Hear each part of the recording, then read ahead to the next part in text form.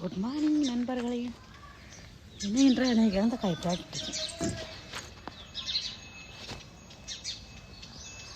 இழந்த காய் வந்து இது பேருக்கு வெஜிடபிள். ஸோ மறுநாள் சாப்பிட்டு வச்சுக்கோங்க, அவ்வளோ டேஸ்ட்டாக இருக்குது. ஸோ இன்றைக்கி யாரும் பிறக்கிட்டு போயிட்டாங்க.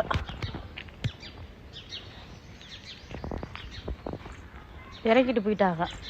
இல்லை என்றால் நிறைய ஒதுங்கு கிடக்கும். நம்மளுக்கு கிடைச்சது 4 பழம்தான், 5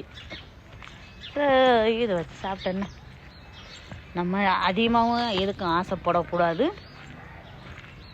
கிடைக்கிறத வச்சு சந்தோஷமாக இருக்கணும்.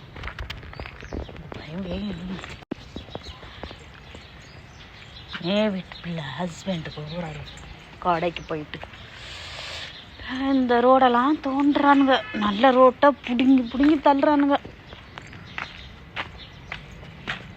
என்னத்த அங்கே மெயின் ரோடு அங்கேயும் அப்படித்தான் செஞ்சுட்டு இருக்கானுங்க, இங்கேயும் அப்படித்தான் செஞ்சுருக்காங்க. ஒரு சாக்கடை போடுறதுக்கு நேரமே இல்லை. சாக்கடை போட்டுட்டு தான் ரோட்டை பண்ணுவானுங்க. இங்கே இல்லை, எங்கள் ஏரியாவிலலாம் உள்டாவாக இருக்கும்.